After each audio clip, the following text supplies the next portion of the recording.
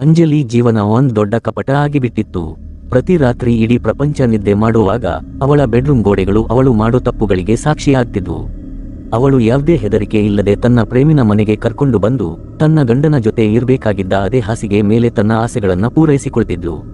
ಆದ್ರೆ ಈ ಐಷಾರಾಮಿ ಮತ್ತೆ ದ್ರೋಹದ ನಡುವೆ ಒಂದ್ ವಿಷಯ ಅಂಜಲಿ ಮನಸ್ಸನ್ನ ಒಳಗೊಳಗೆ ಚುಚ್ಚುತ್ತಿತ್ತು. ಅದೇನೆಂದ್ರೆ ಹಾಸಿಗೆ ಹಿಡಿದಿದ್ದ ಅವಳ ಕಾಯಿಲೆ ಬಿದ್ದ ಅತ್ತೆ. ಹಗಲು ರಾತ್ರಿ ಆ ಸಹಾಯಕ ಮುದುಕಜ್ಜನ ನೋಡ್ಕೊಳ್ಳೋದು ಅಂಜಲಿಗೆ ನರಕ ಅನುಭವಿಸಿದಂಗೆ ಆಗ್ತಿತ್ತು. ಅವಳ ಕಿರಿಕಿರಿ ಮತ್ತೆ ದ್ವೇಷ ಮೆಲ್ಲಗೆ ಒಂದ್ ಭಯಾನಕ ಹುಚ್ಚಾಗಿ ಬದಲಾಯಿತು. ಕೊನೆಗೆ ಅವಳು ಆ ಕೊನೆ ತಡೆಯನ್ನ ಶಾಶ್ವತವಾಗಿ ಮುಗಿಸಿಬಿಟ್ಟಳು. ತನ್ನ ಅತ್ತೆಯ ಪ್ರಾಣ ತೆಗೆದ್ಮೇಲೂ ಅಂಜಲಿ ಮುಖದಲ್ಲಿ ಯಾವುದೇ ಪಶ್ಚಾತ್ತಾಪ ಇರಲಿಲ್ಲ. ಅವಳು ಮತ್ತೆ ಅದೇ ರೂಮ್ಗೆ ಬಂದು ಏನೂ ನಡ್ಡೇ ಇಲ್ಲ ಅನ್ನೋ ತರ ತನ್ನ ಪ್ರೇಮಿಯ ಅಪ್ಪಗೆಯಲ್ಲಿ ಕಳೆದು ಹೋದಳು. ತನಗೆ ಈಗ ಪೂರ್ತಿ ಸ್ವಾತಂತ್ರ್ಯ ಸಿಕ್ತು ಅನ್ಕೊಂಡ್ಳು. ಆದ್ರೆ ಭಯದ ಅಸಲಿ ಆಟ ಮಧ್ಯರಾತ್ರಿ ಶುರು ಆಗೋದ್ರಲ್ಲಿತ್ತು ಅನ್ನೋದು ಅವಳಿಗೆ ಗೊತ್ತಿರಲಿಲ್ಲ. ಆ ರಾತ್ರಿ ಆ ಮುಚ್ಚಿದ ಗೋಡೆಗಳ ಹಿಂದೆ ಯಾವ ಕಥೆ ಬರೆಯಲ್ಪಟ್ಟೋ ಮತ್ತೆ ಅವರು ಮಾಡಿದ ತಪ್ಪಿಗೆ ಸಿಕ್ಕ ಆ ಭಯಾನಕ ಶಿಕ್ಷೆ ಎಂಥವರ ಎದೆಯನ್ನಾದ್ರೂ ನಡುಗಿಸೋ ಹಾಗಿತ್ತು. ಕಥೆಯ ಶುರುವಾತು ಹೀಗಾಗುತ್ತೆ. ಅಂಜಲಿ ಅನ್ನೋ ಹೆಂಗಸು, ಅವಳ ಅತಿಯಾದ ಅಂದದ ಹಿಂದೆ ಆಸೆಗಳು ಮತ್ತು ಕಾಮದ ಒಂದ್ ದೊಡ್ಡ ಕಂದಕವೇ ಅಡಗಿತ್ತು. ಅವಳ ಗಂಡ ಸುರೇಶ್ ಕೆಲಸದ ವಿಷಯವಾಗಿ ಬೇರೆ ಊರಲ್ಲಿ ಇರ್ತಿದ್ದ. ಈ ದೂರ ಅಂಜಲಿ ಜೀವನದಲ್ಲಿ ತಂದಿಟ್ಟ ಖಾಲಿಪನ ಒಂದ್ ಅಪಾಯಕಾರಿ ತಿರುವು ತಗೊಂಡಿತ್ತು. ಈ ಒಂಟಿತನವನ್ನ ಪೂರೈಸೋಕೆ ಅವಳು ತನ್ನ ಕಾಲೇಜಿನ ಜೂನಿಯರ್ ದರ್ಪಣ್ಣ ಆರಿಸಿಕೊಂಡಿದ್ಲು. ದರ್ಪಣ್ ಈಗ ಬರೀ ಅವಳ ಪ್ರೇಮಿ ಮಾತ್ರ ಆಗಿರಲಿಲ್ಲ, ಬದಲಿಗೆ ಅವಳ ಜೀವನದ ಅತ್ಯಂತ ಕತ್ತಲೆಯ ಮತ್ತೆ ಆಳವಾದ ರಹಸ್ಯ ಆಗಿದ್ದ. ಯಾವಾಗ ಅವಕಾಶ ಸಿಕ್ತೋ ರಾತ್ರಿ ಕತ್ತಲಲ್ಲಿ ಅಂಜಲಿ ಅವನನ್ನ ಮನೆಗೆ ಕರ್ಕೊಳ್ತಿದ್ಲು. ಮುಚ್ಚಿದ ಬಾಗಿಲುಗಳ ಹಿಂದೆ ಇಬ್ಬರು ಯಾವುದೇ ಭಯ ಇಲ್ಲದೆ ಈ ಅಕ್ರಮ ಸಂಬಂಧದ ಎಲ್ಲಾ ಗಡಿಗಳನ್ನ ದಾಟುತ್ತಿದ್ರು. ಆದ್ರೆ ಅಂಜಲಿಯ ಆಸೆ ಒಂದ್ ಕೊನೆ ಇಲ್ಲದ ಬಾವಿಯ ಹಾಗಿತ್ತು. ದಿನ ಹೋದಂತೆ ಅವಳ ಆಸೆಗಳು ಎಷ್ಟು ಜಾಸ್ತಿ ಆಗ್ತಿದ್ವು ಅಂದ್ರೆ ಈಗ ದರ್ಪಣ್ ಸಂಗಡ ಕೂಡ ಅವಳಿಗೆ ಸಾಲದಾಗಿತ್ತು. ಇವತ್ತು ರಾತ್ರಿ ಕೂಡ ದರ್ಪಣ್ ಅವಳ ಹಾಸಿಗೆ ಹತ್ತಿರ ಬರಬೇಕು ಅನ್ಕೊಂಡಿದ್ದ. ಆದ್ರೆ ಅಂಜಲಿ ಬೇಡ ಅಂದ್ಲು. ಆದ್ರೂ ಆ ರಾತ್ರಿಯ ನಿಶ್ಶಬ್ದದಲ್ಲಿ ಇಬ್ಬರು ಫೋನ್ನಲ್ಲಿ ಮೆಲ್ಲಗೆ ಮಾತನಾಡ್ತಾ ತಮ್ಮ ಆಸೆಗಳಿಗೆ ಗಾಳಿ ಹಾಕ್ತಿದ್ರು. ಇನ್ನೊಂದ್ ಕಡೆ ಮನೆಯ ವಾತಾವರಣ ಅಂಜಲಿಯ ಬಣ್ಣ ಬಣ್ಣದ ಪ್ರಪಂಚಕ್ಕಿಂತ ಪೂರ್ತಿ ಉಲ್ಟಾ ಇತ್ತು. ತೀವ್ರ ಬೇಸರ ಮತ್ತೆ ಸಾವು ಬಂದಂಗಿರೋ ಮೌನದಿಂದ ತುಂಬಿತ್ತು. ಮನೆಯಲ್ಲಿ ಅವಳ ಸಣ್ಣ ಮಗ, ಕಾಯಿಲೆ ಬಿದ್ದ ಅತ್ತೆ ಮತ್ತು ಮಾವ ಬಲವಂತಿದ್ರು. ಅತ್ತೆಯ ಸ್ಥಿತಿ ಎಷ್ಟು ಕೆಟ್ಟಿತ್ತು ಅಂದ್ರೆ ಅವರು ಹಾಸಿಗೆಯಲ್ಲೇ ಬಿದ್ದಿರ್ತಿದ್ರು. ಅಂಜಲಿಗೆ ಆ ಸಹಾಯಕ ಮುದುಕಜ್ಜ ಅಂದ್ರೆ ಸಿಕ್ಕಾಪಟ್ಟೆ ಊರಿ. ಅವರನ್ನ ನೋಡ್ಕೊಳ್ಳೋದು ಅವಳಿಗೆ ಒಂದ್ ದೊಡ್ಡ ಶಾಪ ಅನ್ಸ್ತಾ ಇತ್ತು. ಇದೇ ದ್ವೇಷದಿಂದ ಅವಳು ರೀನಾ ಅನ್ನೋ ಕೇರ್ಟೇಕರ್ನ ಕೆಲಸಕ್ಕೆ ಇಟ್ಕೊಂಡಿದ್ಲು. ಮಾವ ಬಲವಂತ್ ಅವರ ಸ್ಥಿತಿ ಕೂಡ ಅಷ್ಟೇನೂ ಸರಿ ಇರ್ಲಿಲ್ಲ. ಅವರ ಒಂದ್ ಕಣ್ಣಿನ ಬೆಳಕು ಹೋಗಿತ್ತು, ಸರಿಯಾಗಿ ಕಿವಿ ಕೂಡ ಕೇಳ್ತಿರ್ಲಿಲ್ಲ. ಆದ್ರೆ ತನ್ನ ಹೆಂಡತಿ ಮೇಲೆ ಇರೋ ಪ್ರೀತಿ ಎಷ್ಟು ಆಳವಾಗಿತ್ತು ಅಂದ್ರೆ ಇಷ್ಟೆಲ್ಲಾ ಕಷ್ಟಗಳಿದ್ರು ಒಂದ್ ನೆರಳಿನ ತರ ಆ ಕಾಯಿಲೆ ಬಿದ್ದ ಹೆಂಡತಿ ಪಕ್ಕದಲ್ಲೇ ಕೂರ್ತಿದ್ರು. ಒಂದ್ ಕಡೆ ಮನೆಯಲ್ಲಿ ಕಾಯಿಲೆ ಮತ್ತೆ ಅಸಹಾಯಕರ ನೆರಳು ಆವರಿಸಿದ್ರೆ ಇನ್ನೊಂದ್ ಕಡೆ ಅಂಜಲಿ ಇದ್ಯಾವುದನ್ನು ಲೆಕ್ಕಿಸದೆ ನಿಶ್ಚಿಂತೆಯಾಗಿದ್ಲು. ಅವಳ ಮನಸ್ಸು ಮತ್ತೆ ತಲೆ ಬರೀ ದರ್ಪಣ್ ಗುಂಗಿನಲ್ಲೇ ಮುಳುಗಿತ್ತು. ಒಮ್ಮೆ ವಾಯ್ಸ್ ಕಾಲ್, ಇನ್ನೊಮ್ಮೆ ವಿಡಿಯೋ ಕಾಲ್. ಅವಳ ಇಡೀ ಅಸ್ತಿತ್ವ ಬರೀ ಕಾಮ ಮತ್ತೆ ಒಂದ್ ಹುಚ್ಚಿನ ಲೋಕದಲ್ಲೇ ಇತ್ತು. ಮದುವೆಯ ಆರಂಭದ ದಿನಗಳಲ್ಲಿ ಅಂಜಲಿ ಒಂದೊಳ್ಳೆ ಸೊಸೆ ಅಂತ ನಾಟಕ ಚೆನ್ನಾಗಿಯೇ ಮಾಡಿದ್ಲು. ಆದ್ರೆ ಬೇಗನೆ ಇದೆಲ್ಲ ಅವಳಿಗೆ ಹೊರೆ ಅನಿಸೋಕೆ ಶುರುವಾಯ್ತು. ಮದುವೆಗಿಂತ ಮುಂಚೆ ಅವಳದ್ದೇ ಆದ ಒಂದ್ ಸ್ವತಂತ್ರ ಜೀವನ ಇತ್ತು, ಒಂದ್ ಕೆಲಸ ಇತ್ತು. ಆದ್ರೆ ಈಗ ಅವಳು ಈ ಕತ್ತಲೆಯ ಮನೆಯ ನಾಲ್ಕು ಗೋಡೆಗಳ ಮಧ್ಯೆ ಬಂದಿಯಾಗಿದ್ಲು. ಅವಳ ಈ ಕಿರಿಕಿರಿಯ ಊರಿ ಇನ್ನಷ್ಟು ಜಾಸ್ತಿ ಆಯ್ತು ಯಾವಾಗ ಕೇರ್ಟೇಕರ್ ರೀನಾ ತನ್ನ ಸಂಬಳ ತಗೊಳ್ಳೋಕೆ ಬಂದ್ಲೋ ಆಗ. ರೀನಾ ತಾನು ಕೆಲವು ದಿನ ಊರಿಗೆ ಹೋಗ್ಬೇಕು ಅಂತ ಹೇಳಿದ್ಲು. ಅಂಜಲಿ ದುಡ್ಡು ಕೊಟ್ಟಳು, ಆದ್ರೆ ಒಳಗೊಳಗೆ ಅವಳ ತಲೆ ಕೆಟ್ಟು ಹೋಯ್ತು. ರೀನಾ ಹೋಗ್ತಾಳೆ ಅಂದ್ರೆ ಆ ಕಾಯಿಲೆ ಬಿದ್ದ ಅತ್ತೆಯ ಎಲ್ಲಾ ಗಲೀಜನ್ನ ಈಗ ತಾನೇ ತೊಳಿಬೇಕು ಅನ್ನೋದು ಗೊತ್ತಾಯ್ತು. ಮರುದಿನವೇ ಅಂಜಲಿಯ ಈ ಭಯ ನಿಜ ಆಯ್ತು. ಅವಳು ಮತ್ತೆ ಅವಳ ಮಾವ ಬಲವಂತ್ ಸೇರಿ ಆ ಮುದುಕಜ್ಜನನ್ನ ಸರಿ ಮಾಡ್ತಾ ಇರುವಾಗ ರೂಮ್ನಲ್ಲಿ ಬಂದ ಆ ಕೆಟ್ಟ ವಾಸನೆಗೆ ಅಂಜಲಿಗೆ ಹೊಟ್ಟೆ ತೊಳಸಿ ಬಂತು. ಅವಳಿಗೆ ಎಷ್ಟು ವಾಂತಿ ಬಂದಂಗೆ ಆಯ್ತು ಅಂದ್ರೆ ಆ ದಿನ ಅವಳಿಗೆ ಸರಿಯಾಗಿ ಅಡುಗೆ ಮಾಡೋಕೂ ಆಗ್ಲಿಲ್ಲ. ದ್ವೇಷ ಮತ್ತೆ ಕೋಪದಿಂದ ಅವಳ ರಕ್ತ ಕುದಿಯೋಕೆ ಶುರುವಾಯ್ತು. ತಾನು ಒಂದ್ ಕೆಟ್ಟ ಕೆಸರಲ್ಲಿ ಸಿಕ್ಕಾಕೊಂಡಿದ್ದೀನಿ, ಇಲ್ಲಿಂದ ಹೊರಗೆ ಬರೋಕೆ ಯಾವ್ದೇ ದಾರಿ ಇಲ್ಲ ಅನಿಸೋಕೆ ಶುರುವಾಯ್ತು. ಈ ಕಿರಿಕಿರಿಯಿಂದ ತಪ್ಪಿಸಿಕೊಳ್ಳೋಕೆ ಅವಳು ತನ್ನ ಸಣ್ಣ ಮಗನನ್ನ ಅಮ್ಮನ ಮನೆಗೆ ಕಳುಹಿಸೋಕೆ ನಿರ್ಧಾರ ಮಾಡಿದ್ಲು. ಅವಳು ಈ ವಿಷಯವನ್ನ ಫೋನ್ನಲ್ಲಿ ದರ್ಪಣ್ಗೆ ಹೇಳಿದ ತಕ್ಷಣ ದರ್ಪಣ್ ಕಣ್ಣಲ್ಲಿ ಕಾಮದ ಕಣ್ಣೋಟ ಇನ್ನಷ್ಟು ಜಾಸ್ತಿ ಆಯ್ತು. ಅವನು ಮೆಲ್ಲಗೆ ಹೇಳ್ತಾ, ಮನೆಯಲ್ಲಿ ಎಷ್ಟು ಕಮ್ಮಿ ಜನರ ಇರ್ತಾರೋ ನಮ್ಮ ರಾತ್ರಿಗಳು ಅಷ್ಟೇ ಭಯ ಇಲ್ಲದೆ ರಂಗಾಗಿ ಇರ್ತಾವೆ. ಈ ಮೌನದಲ್ಲಿ ನಾವು ಇನ್ನಷ್ಟು ಹತ್ತಿರ ಆಗಬಹುದು ಅಂದ. ಅವನ ಮಾತು ಕೇಳಿ ಅಂಜಲಿ ತುಟಿಗಳ ಮೇಲೂ ಒಂದ್ ಕುತಂತ್ರದ ನಗೆ ಬಂತು. ಮರುದಿನ ಬೆಳಿಗ್ಗೆ ಅಂಜಲಿ ತನ್ನ ಮಗನನ್ನ ಬಿಡೋಕೆ ಮನೆಯಿಂದ ಆಚೆ ಬಂದ್ಲು. ದಾರಿಯಲ್ಲಿ ಮೂಲೆಯ ಹತ್ತಿರ ದರ್ಪಣ್ ತನ್ನ ಗೆಳೆಯರ ಜೊತೆ ನಿಂತಿದ್ದ. ಒಬ್ಬ ಚುಚ್ಚುಮಾತಿನಿಂದ, ಅಂಜಲಿ ಹತ್ತಿರ ಗಜಬೂರಿ ಇದೆ, ಅವಳ ಯಾವ ರಾತ್ರಿಯೂ ಸುಮ್ಮನೆ ಹೋಗಲ್ಲ ಅಂತ ಜನ ಹೇಳ್ತಾರೆ. ಅವಳಿಗೆ ಎಷ್ಟೋ ಗಂಡಸರ ಜೊತೆ ಸಂಬಂಧ ಇದೆ ಅಂದ. ತಕ್ಷಣ ಇನ್ನೊಬ್ಬ ಗೆಳೆಯ ಬೆಂಕಿಗೆ ತುಪ್ಪ ಸುರಿಯೋ ತರ, ನಾನೇ ಖುದ್ದಾಗಿ ಒಬ್ಬ ಆಳು ರಾತ್ರಿ ಕತ್ತಲಲ್ಲಿ ಮಾವಿನ ಮರದ ಮುಖಾಂತರ ಅವಳ ಮನೆ ಚಾವಣಿ ಏರೋದನ್ನ ನೋಡಿದ್ದೀನಿ ಅಂದ. ಇದನ್ನ ಕೇಳ್ತಿದ್ದಂತೆ ದರ್ಪಣ್ ತಲೆ ನರಗಳು ಸಿಡಿಯೋಕೆ ಶುರುವಾದ್ವು. ಅಸೂಯೆ ಮತ್ತೆ ಕೋಪದಿಂದ ಹುಚ್ಚನಾಗಿ ಅವನು ತನ್ನ ಗೆಳೆಯರ ಜೊತೆಗೆ ಕೈಕೈ ಮಿಲಾಯಿಸೋಕೆ ಹೋದ.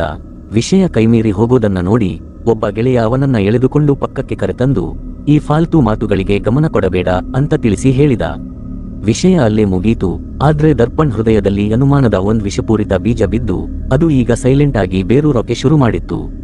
ಅಸಲಿ ವಿಷಯ ಏನಂದ್ರೆ, ಆ ಗೆಳೆಯನಿಗೆ ಅಂಜಲಿ ಮತ್ತು ದರ್ಪಣ್ ಮಧ್ಯೆ ಇರೋ ಈ ಅಕ್ರಮ ಸಂಬಂಧದ ಸುಳಿವು ಮೊದಲಿನಿಂದಲೂ ಇತ್ತು. ಆ ರಾತ್ರಿ ಸನ್ನಾಟ ಜಾಸ್ತಿಯಾದಾಗ ಅಂಜಲಿ ದರ್ಪಣ್ನ ತನ್ನ ಬೆಡ್ರೂಮ್ಗೆ ಕರೆಯೋಕೆ ಫೋನ್ ಮಾಡಿದ್ಲು.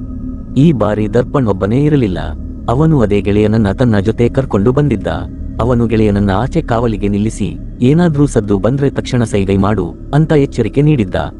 ಅಂಜಲಿ ಹಿಂದಿನ ಬಾಗಿಲನ್ನ ಮೊದಲೇ ತೆಗೆದಿಟ್ಟಿದ್ಲು. ದರ್ಪಣ್ ಮೆಲ್ಲಗೆ ಹೆಜ್ಜೆ ಹಾಕ್ತಾ ನೇರವಾಗಿ ಆ ಬೆಡ್ರೂಮ್ ಪ್ರವೇಶಿಸಿದ. ಎಲ್ಲಿ ಅಂಜಲಿ ಸೌಂದರ್ಯ ಮತ್ತು ಕಾಮದ ಬಲೆ ಹೆಣೆದು ಅವನಿಗಾಗಿ ಕಾಯ್ತಿದ್ಲೋ ಅಲ್ಲಿಗೆ. ಅವಳು ದರ್ಪಣ್ನ ತನ್ನತ್ತ ಎಳೆದುಕೊಂಡಳು. ಮತ್ತೆ ಆ ಮುಚ್ಚಿದ ರೂಮ್ನ ಕಾವು ಎಲ್ಲಾ ಗಡಿಗಳನ್ನ ದಾಟಿಸಿತು. ಆದ್ರೆ ಆ ಶಾರೀರಿಕ ಆಟದ ನಂತರವೂ ಅಂಜಲಿ ಕಣ್ಣುಗಳಲ್ಲಿ ಎಂದೂ ತಣಿಯದ ಆ ಭಯಾನಕ ಹಸಿವು ಮತ್ತು ಚಡಪಡಿಕೆ ಸ್ಪಷ್ಟವಾಗಿ ಕಾಣಿಸ್ತಿತ್ತು. ಅಷ್ಟರಲ್ಲೇ ದರ್ಪಣ್ ಮೂಗಿಗೆ ಒಂದ್ ವಿಚಿತ್ರ ಕೆಟ್ಟ ವಾಸನೆ ಬಡೀತು. ಅವನು ಮೂಗು ಮುರಿಯುತ್ತಾ, ಇದೇನ್ ಹೀಗೆ ಕೆಟ್ಟ ವಾಸನೆ ಬರ್ತಿದೆ ಅಂತ ಕೇಳಿದ. ಅಂಜಲಿ ಧ್ವನಿಯಲ್ಲಿ ಒಂದ್ ವಿಚಿತ್ರ ಕಿರಿಕಿರಿ ಮತ್ತೆ ದ್ವೇಷ ಇತ್ತು. ಕೆಲಸದವಳು ರಜೆಯಲ್ಲಿದ್ದಾಳೆ, ನಾನೇ ಆ ಮುದುಕಜ್ಜಿಯ ಗಲೀಜು ತೊಳಿಬೇಕಾಗಿದೆ. ಅವಳ ಹತ್ತಿರ ಎಷ್ಟು ನಾರುತ್ತೆ ಅಂದ್ರೆ ಸಹಿಸೋಕೆ ಆಗ್ತಿಲ್ಲ. ನಂತರ ಅಂಜಲಿ ಕಣ್ಣುಗಳು ದರ್ಪಣ್ ಮೇಲೆ ನೆಟ್ಟವು. ಅವಳ ಧ್ವನಿ ದಿಢೀರನೆ ಹಿಮದಂತೆ ತಂಪಾಯ್ತು. ನನ್ನ ಅತ್ತೆ ಇರೋ ಸ್ಥಿತಿಯಲ್ಲಿ ಅವಳೊಬ್ಬ ಜೀವಂತ ಹೆಣ. ತುಂಬಾ ಕಷ್ಟದಲ್ಲಿದ್ದಾಳೆ ಅವಳು. ನಾವ್ಯಾಕೆ ಅವಳನ್ನ ಶಾಶ್ವತವಾಗಿ ಮುಗಿಸಿಬಾರದು? ಅವಳು ದಾರಿಯಿಂದ ಸರಿದರೆ ಎಲ್ಲವೂ ಎಷ್ಟು ಈಸಿಯಾಗುತ್ತೆ. ಅಷ್ಟಕ್ಕೂ ಅವಳು ಸತ್ತ ಮೇಲೆ ನನ್ನ ಮಾವ ಕೂಡ ಆಘಾತದಲ್ಲಿ ಜಾಸ್ತಿ ದಿನ ಉಳಿಬೇಕಾಗಲ್ಲ. ಅಂಜಲಿಯ ಈ ಭಯಾನಕ ಉದ್ದೇಶಗಳನ್ನ ಕೇಳಿ ಒಂದ್ ಕ್ಷಣ ದರ್ಪಣ್ ಎದೆ ನಡುಗಿ ಹೋಯ್ತು. ಆದ್ರೆ ಅಂಜಲಿಯ ಅಂದ ಮತ್ತು ಆ ಕುರುಡು ಮೋಹ ಅವನ ಎಲ್ಲಾ ಹೆದರಿಕೆ ಮತ್ತು ಮನಸ್ಸಾಕ್ಷಿಯ ಮೇಲೆ ಪರದೆ ಎಳೆದು ಬಿಟ್ಟು ಕಾಮ ಮನುಷ್ಯನನ್ನ ಎಷ್ಟರ ಮಟ್ಟಿಗೆ ರಾಕ್ಷಸನನ್ನಾಗಿ ಮಾಡುತ್ತೆ ಅನ್ನೋದಕ್ಕೆ ದರ್ಪಣ್ ಜೀವಂತ ಸಾಕ್ಷಿಯಾಗಿದ್ದ. ಅವನು ತನ್ನ ತಲೆಯನ್ನ ಹೂಂ ಅಂತ ಆಟಿಸಿದ. ಮಧ್ಯರಾತ್ರಿಯ ಸಮಯ. ಸಾವು ಬಂದಂತೆ ಅವರಿಬ್ಬರು ಮೆಲ್ಲಗೆ ಅತ್ತೆಯ ರೂಮ್ ಪ್ರವೇಶಿಸಿದ್ರು. ಅಂಜಲಿ ನಿರ್ದಯವಾಗಿ ಒಂದ್ ಬಟ್ಟೆ ತಗೊಂಡು ಹಾಸಿಗೆ ಮೇಲೆ ಬಿದ್ದಿದ್ದ ಅಸಹಾಯಕ ಮುದುಕಜ್ಜಿಯ ಕುತ್ತಿಗೆಗೆ ಸುತ್ತಿ ಬಿಗಿದಳು. ಆ ಅಪರಾಧದ ಅತ್ಯಂತ ನೋವಿನ ಸಂಗತಿ ಏನಂದ್ರೆ, ಆ ಸಮಯದಲ್ಲಿ ಅತ್ತೆಯ ಕಣ್ಣುಗಳು ತೆರೆದಿದ್ವು. ಅವಳಿಗೆ ಪೂರ್ತಿ ಪ್ರಜ್ಞೆ ಇತ್ತು. ಅವಳು ತನ್ನ ಸಾವನ್ನ ತನ್ನ ಕಣ್ಣೆದುರೇ ನೋಡ್ತಿದ್ಲು. ಆದ್ರೆ ಅವಳ ಕೃಶವಾದ ದೇಹ ಅಲ್ಲಾಡೋಕೂ ಆಗ್ತಿರಲಿಲ್ಲ. ಕಾಮ ಮತ್ತೆ ದ್ವೇಷದ ಆ ದೃಶ್ಯ ಎಷ್ಟು ಭಯಾನಕ ಮತ್ತೆ ಅಮಾನವೀಯವಾಗಿತ್ತು ಅಂದ್ರೆ ಮಾನವೀಯತೆ ಹೆದರಿ ಹೋಗುವಂತಿತ್ತು. ಆ ಅಸಹಾಯಕ ಹೆಂಗಸಿನ ಕಣ್ಣುಗಳಿಂದ ಅಸಹಾಯಕತೆಯ ಕಣ್ಣೀರು ಹರಿಯುತ್ತಿತ್ತು. ತನ್ನ ಕೊನೆ ಕ್ಷಣಗಳಲ್ಲಿ ಅವಳು ತನ್ನ ಗಂಡನನ್ನ ಸಹಾಯಕ್ಕೆ ಕರೆಯೋದು ಹಾಗಿರಲಿ, ಒಮ್ಮೆ ಕಣ್ಣೆತ್ತಿ ನೋಡೋಕೂ ಆಗಲಿಲ್ಲ. ಕೆಲವು ಕ್ಷಣಗಳ ಭಯಾನಕ ತಡಕಾಟ ಮತ್ತು ಒದ್ದಾಟದ ನಂತರ ಅವಳ ದೇಹ ಶಾಶ್ವತವಾಗಿ ಶಾಂತವಾಯಿತು. ಆ ಅಸಹ್ಯ ಕೃತ್ಯವನ್ನ ಮಾಡಿ ಮುಗಿಸಿದ ನಂತರ ಅಂಜಲಿ ಮತ್ತೆ ತನ್ನ ರೂಮ್ಗೆ ಬಂದಳು. ಅವಳು ಕನ್ನಡಿ ಮುಂದೆ ತನ್ನ ಪ್ರತಿಬಿಂಬ ನೋಡಿದಾಗ ಒಂದ್ ಕ್ಷಣ ಅವಳ ಕಣ್ಣಿಂದ ಕಣ್ಣೀರು ಬಂತು. ಅವಳ ಒಳಗ ಎಲ್ಲೋ ಒಂದ್ ಮೂಲೆಯಲ್ಲಿ ಸಣ್ಣ ಪಶ್ಚಾತ್ತಾಪ ಇತ್ತು. ಆದ್ರೆ ಕಾಮ ಮತ್ತೆ ಸ್ವಾತಂತ್ರ್ಯದ ಆ ಕುರುಡು ಬಯಕೆ ಅವಳಲ್ಲಿದ್ದ ಮಿಕ್ಕ ಮಾನವೀಯತೆಯನ್ನು ನುಂಗಿ ಹಾಕಿತ್ತು. ಅವಳು ತನ್ನನ್ನು ತಾನು ನಿಭಾಯಿಸಿಕೊಂಡು ತನ್ನ ಮುಖದಿಂದ ಹೆದರಿಕೆಯ ಭಾವಗಳನ್ನ ಒರೆಸಿಕೊಳ್ಳುತ್ತಾ ದರ್ಪಣ್ಗೆ ಮೆಲ್ಲಗೆ, ಬೆಳಗಾಗ್ತಿದ್ದಂತೆ ನಾನು ಅಳೋಕೆ ಶುರು ಮಾಡ್ತೀನಿ. ಕಾಯಿಲೆಯಿಂದ ಸಾಸುಮಾ ಸತ್ತು ಹೋದ್ರು ಅಂತ ಎಲ್ಲರೂ ಅಂದ್ಕೊಳ್ತಾರೆ. ಯಾರಿಗೆ ನಮ್ಮ ಮೇಲೆ ಅನುಮಾನ ಬರಲ್ಲ ಅಂದ್ಲು. ಆದ್ರೆ ಮರುಕ್ಷಣವೇ ಅಂಜಲಿ ಮುಖದ ಬಣ್ಣ ಕುಂದಿಹೋಯ್ತು. ಯಾವ ಬಟ್ಟೆಯಿಂದ ಅವಳು ತನ್ನ ಅತ್ತೆಯ ಪ್ರಾಣ ತೆಗೆದ್ಲೋ ಆ ಬಟ್ಟೆ ಅದೇ ರೂಮ್ನಲ್ಲಿ ಬಿಟ್ಟು ಹೋಗಿತ್ತು. ಹೆದರಿಕೆಯಲ್ಲಿ ಅವಳು ಮತ್ತೆ ಆ ದುರದೃಷ್ಟದ ರೂಮ್ನತ್ತ ಓಡಿದಳು. ಆದ್ರೆ ಹಾಸಿಗೆ ಪಕ್ಕ ಆ ಬಟ್ಟೆ ಎಲ್ಲೂ ಇರಲಿಲ್ಲ. ಅವಳ ಹೃದಯ ಜೋರಾಗಿ ಬಡಕೊಳ್ಳೋಕೆ ಶುರುವಾಯ್ತು. ಅವಳು ಮೆಲ್ಲಗೆ ಮಾವನ ರೂಮ್ವರೆಗೆ ಹೋದಳು.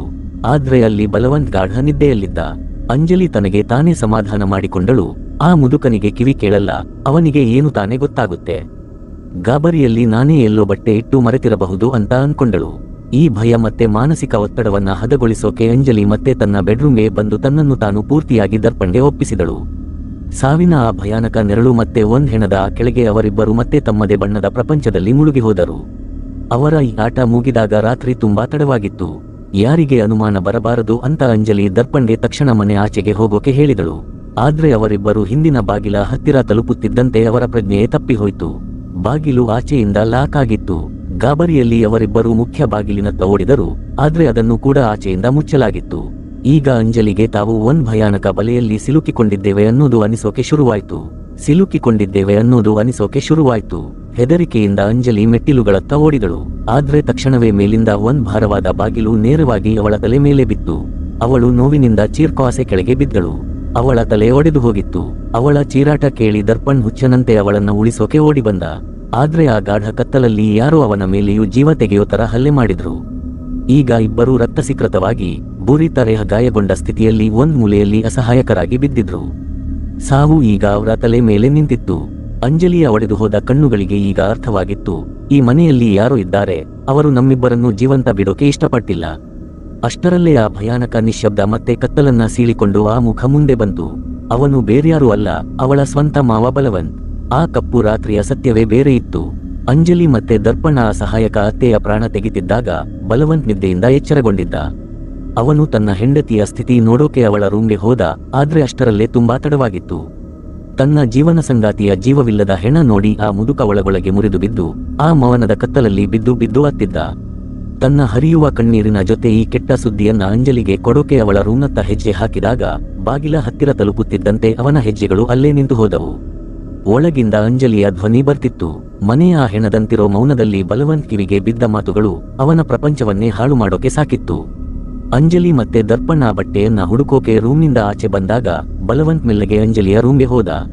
ಆ ಅಪರಿಚಿತ ಆಳು ಯಾರು ಅಂತ ಅವನಿಗೆ ತಿಳಿಯಬೇಕಿತ್ತು. ಅಷ್ಟರಲ್ಲೇ ಅವನ ಕಣ್ಣು ಅಂಜಲಿಯ ಹಾಸಿಗೆ ಮೇಲೆ ಬಿದ್ದಿದ್ದ ಮ್ಯಾನೋಫೋರ್ಸ್ ಪ್ಯಾಕೆಟ್ ಮೇಲೆ ಬಿತ್ತು. ಆ ಒಂದೇ ವಿಷಯ ಎಲ್ಲಾ ರಹಸ್ಯವನ್ನು ಬಯಲು ಮಾಡ್ತು. ಬಲವಂತ್ ಕಣ್ಣೆದುರು ಇಡೀ ಭಯಾನಕ ಚಿತ್ರ ಸ್ಪಷ್ಟವಾಯ್ತು. ಅಂಜಲಿಯ ಅಸಹ್ಯ ಅಕ್ರಮ ಸಂಬಂಧ ಮತ್ತೆ ಅದೇ ಕಾಮದಾಸೆಗಾಗಿ ತನ್ನ ಹೆಂಡತಿಯ ಕೊಲೆ. ರಕ್ತದ ಕಣ್ಣೀರು ಕುಡಿಯುತ್ತಾ ಬಲವಂತ ಕೊಲೆಗೆ ಬಳಸಿದ್ದ ಬಟ್ಟೆಯನ್ನ ಎತ್ತಿಕೊಂಡು ತನ್ನ ರೂಮ್ಗೆ ಹೋಗಿ ಗಾಢ ನಿದ್ದೆಯಲ್ಲಿದ್ದಂತೆ ನಾಟಕ ಮಾಡಿದ. ಅವರಿಬ್ಬರು ರೂಮ್ನಿಂದ ಹೊರಟ ತಕ್ಷಣ ಅವನು ನಡುಗುವ ಕೈಗಳಿಂದ ತನ್ನ ಮಗ ಸುರೇಶ್ಗೆ ಫೋನ್ ಮಾಡಿದ. ಎಲ್ಲಾ ನಿಜವನ್ನು ಹೇಳಿ ಬೆಳಗಾಗೋದರೊಳಗೆ ಮನೆಗೆ ತಲುಪುವಂತೆ ಸುರೇಶ್ಗೆ ಆದೇಶಿಸಿದ. ಆದ್ರೆ ಬಲವಂತ್ ಪೊಲೀಸರಿಗೆ ಫೋನ್ ಮಾಡಲಿಲ್ಲ. ಯಾಕಂದ್ರೆ ಈಗ ಅವನ ಎದೆಯಲ್ಲಿ ನ್ಯಾಯದ್ದಲ್ಲ, ಸೇಡಿನ ಬೆಂಕಿ ಉರಿಯುತ್ತಿತ್ತು. ಹುಸಿ ಸೇಡಿನ ಬೆಂಕಿಯಲ್ಲಿ ಉರಿಯುತ್ತಾ ಬಲವಂತ್ ತನ್ನ ಸ್ವಂತ ಮನೆಯನ್ನೇ ಅವರಿಬ್ಬರಿಗೆ ಒಂದ್ ಭಯಾನಕ ಬಲೆಯಾಗಿ ಮಾರ್ಪಡಿಸಿದ್ದ. ಈಗ ಅವರನ್ನ ನಿರ್ದಯವಾಗಿ ಕೊಲೆ ಮಾಡ್ತಿದ್ದ. ರಕ್ತಸಿಕ್ತನಾಗಿದ್ದ ದರ್ಪಣ್ ತಲೆಯಲ್ಲಿ ಈಗ ಒಂದೇ ಮಾತು ಓಡ್ತಿತ್ತು, ಹೇಗಾದ್ರೂ ಮಾಡಿ ಈ ಸಾವಿನ ಮನೆಯಿಂದ ಜೀವಂತವಾಗಿ ಹೊರಗೆ ಹೋಗಬೇಕು. ಆದ್ರೆ ಅಂಜಲಿ, ಅವಳ ಮನಸ್ಸಾಕ್ಷಿ ಪೂರ್ತಿಯಾಗಿ ಸತ್ತು ಹೋಗಿತ್ತು. ಆವಾಳು ದರ್ಪಣ್ಣ ತಡೆದು, ನಾವು ಇಲ್ಲಿಂದ ಜೀವಂತವಾಗಿ ಓಡಿ ಹೋದ್ರೂ ಆ ಮುದುಕ ನಮ್ಮನ್ನ ಬಿಡಲ್ಲ.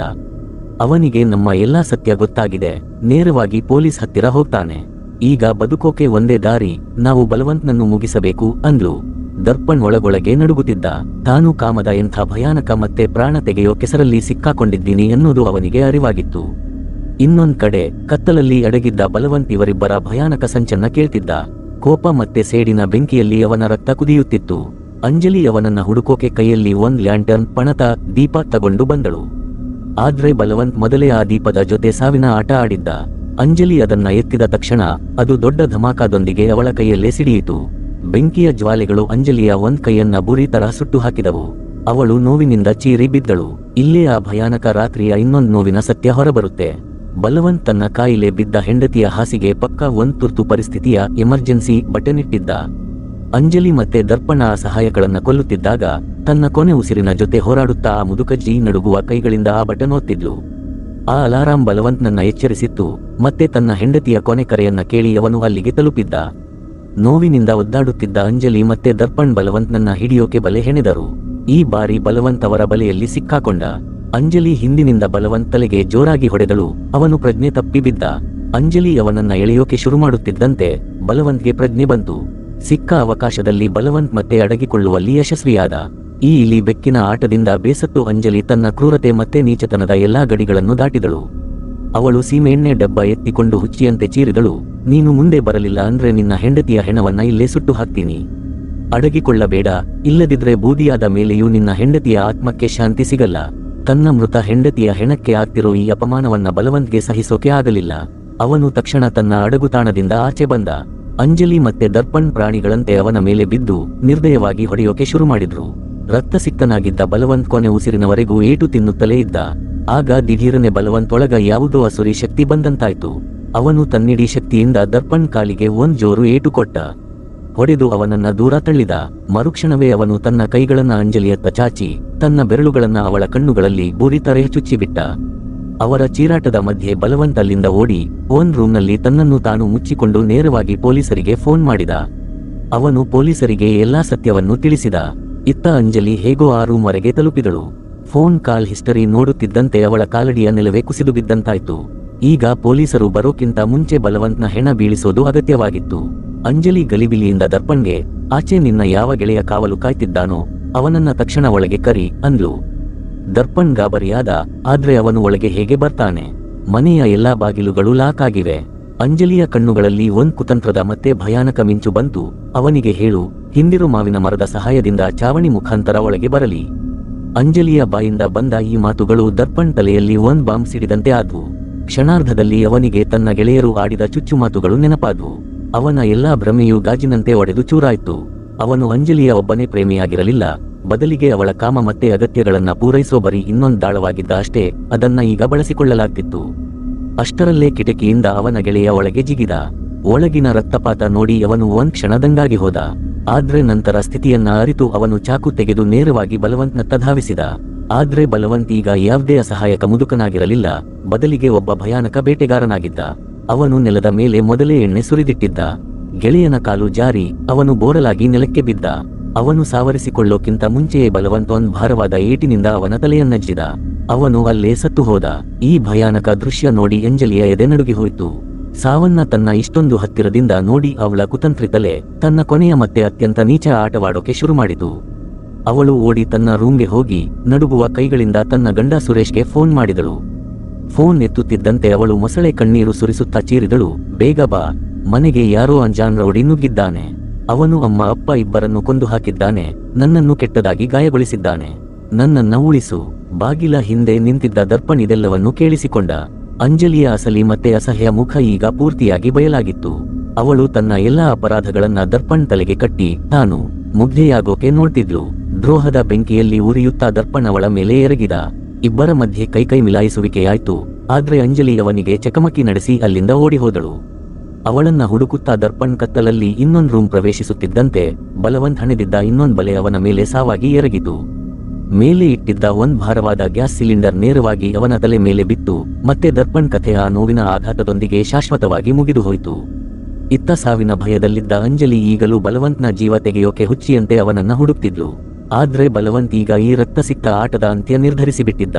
ಅವನು ಅಂಜಲಿಯ ಏಟಿನಿಂದ ತನ್ನನ್ನು ತಾನು ರಕ್ಷಿಸಿಕೊಳ್ಳುತ್ತಾ ಮುಖ್ಯ ಬಾಗಿಲಿನವರೆಗೆ ತಲುಪಿದ. ಅವನು ತನ್ನ ಬಾಯಿಯೊಳಗೆ ಅಡಗಿಸಿಟ್ಟಿದ್ದ ಕೀಲಿಕೈಯನ್ನ ಆಚೆ ತೆಗೆದ. ಬೀಗ ತೆಗೆದು ಕತ್ತಲೆಯಿಂದ ಆಚೆ ಬಂದ. ಆಚೆ ಬೆಳಗಿನ ಮೊದಲ ಕಿರಣಗಳು ಮೂಡಿದ್ದವು. ಮತ್ತೆ ಪೊಲೀಸ್ ಗಾಡಿಗಳು ಸೈರನ್ ಬಾರಿಸುತ್ತಾ ಮನೆಯನ್ನ ಸುತ್ತುವರೆದಿದ್ವು. ಮನೆಯ ಒಳಗಿನ ದೃಶ್ಯ ಯಾವುದೇ ಕಸಾಯಿಖಾನೆಗಿಂತ ಕಮ್ಮಿ ಇರಲಿಲ್ಲ. ಆಂಬ್ಯುಲೆನ್ಸ್ ಮೂಲಕ ಗಾಯಾಳುಗಳನ್ನ ಮತ್ತೆ ಹೆಣಗಳನ್ನ ಆಚೆ ತರಲಾಗುತ್ತಿತ್ತು. ಅಷ್ಟರಲ್ಲೇ ಸುರೇಶ್ ಕೂಡ ಗಲಿಬಿಲಿ ಸ್ಥಿತಿಯಲ್ಲಿ ಅಲ್ಲಿಗೆ ತಲುಪಿದ. ತನ್ನ ಮನೆ ರಕ್ತಸಿಕ್ತವಾಗಿರೋದನ್ನ ನೋಡಿ ಅವನ ಕಾಲಡಿಯ ನೆಲವೇ ಕುಸಿದು ಹೋಯಿತು. ಆದ್ರೆ ಪೊಲೀಸರು ಮತ್ತೆ ಸುರೇಶ್ ಮನೆಯೊಳಗೆ ಹೋದಾಗ ಅವರ ಕಣ್ಣುಗಳು ಎಂಥ ದೃಶ್ಯದ ಮೇಲೆ ನೆಟ್ಟವು ಅಂದ್ರೆ ಆ ಇಡೀ ರಕ್ತಸಿಕ್ತ ತಾಂಡವಕ್ಕೆ ಒಂದ್ ವಿಚಿತ್ರ ಮೌನ ತಂದುಕೊಟ್ಟಿತ್ತು.